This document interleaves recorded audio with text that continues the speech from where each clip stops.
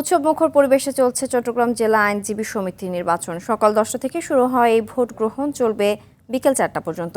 নির্বাচনে বাংলাদেশ জাতীয়তাবাদী আইনজীবী ফোরাম ও জামায়াত ইসলামী পৃথক দুটি প্যানেলে প্রতিদ্বন্দ্বিতা করছে। জয় নিয়ে আশাবাদী দুই পক্ষই। বেশ কয়েকদিন ধরে সামাজিক যোগাযোগ মাধ্যমে কিছুটা উত্তেজনা বিরাজ করলেও আজ ভোটের পরিবেশ সুষ্ঠু বলে জানিয়েছেন আইনজীবীরা। যে কোনো ধরনের সহিংসতা এড়াতে আদালত চত্বরে মোতায়েন রয়েছে বিপুল সংখ্যক আইনশৃঙ্খলা রক্ষাকারী বাহিনীর সদস্য।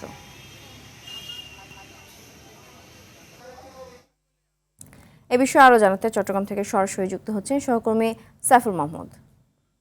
সাইফুল, চট্টগ্রাম জেলা আইনজীবী সমিতির নির্বাচনে বর্তমান পরিস্থিতি কেমন দেখতে পাচ্ছেন, জানাবেন? আসলে যেমনটি বলেছেন, চট্টগ্রামে কিন্তু জেলা আইনজীবী সমিতির নির্বাচন অনুষ্ঠিত হতে সকাল 10টা থেকে এই নির্বাচন কিন্তু বিকাল 4টা পর্যন্ত একটানা চলবে। 21টি পদ রয়েছে। 21টি পদের বিপরীতে কিন্তু যারা আইনজীবী রয়েছেন তারা কিন্তু নির্বাচন করছেন। বিশেষ করে আসলে 12টি পদের জন্য নির্বাচন হচ্ছে। যেগুলি সম্পাদকীয় পদ ছিল সেগুলিতে কিন্তু বিএনপি বিনা প্রতিদ্বন্দ্বিতায় নির্বাচিত হয়েছেন। আমরা একজন আইনজীবীর সাথে একটু কথা বলবো। কথা বলার পরেই কিন্তু আমরা আপনাকে আর একটু বিস্তারিত জানাবো। আপনি যদি আজকে নির্বাচন সম্পর্কে আমাদেরকে ছোট করে একটু যদি বলেন। আজকে এটা হলো চট্টগ্রাম জেলা আইনজীবী সমিতির নির্বাচন 2026।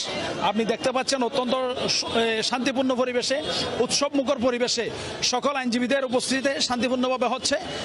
এখানে কারো কোনো বাধা দেওয়ারও সুযোগ নেই। এখানে কেউ বাধাও দিচ্ছে না। এখানে কেউ নির্বাচন প্রতিহত করতে আসে নাই। সকল আইনজীবীরা সকাল 9টা থেকে নির্বাচন দিচ্ছে, বিকাল 4টা পর্যন্ত আমাদের নির্বাচন চলবে।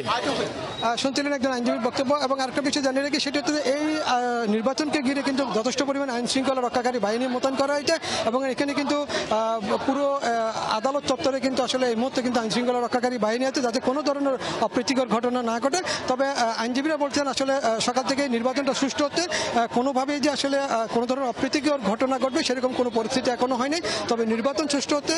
যারা নির্বাচিত হবেন তারা কিন্তু নির্বাচন মেনে নেবেন, এবং যারা হারবেন তারা কিন্তু মনে করছেন আসলে এই নির্বাচনটা তারাও মেনে নেবেন বলে তারা জানিয়েছেন। তবে এই নির্বাচনটা সুন্দর এবং সুষ্ঠু হতে এমনটাই প্রত্যাশা করেছেন সবাই।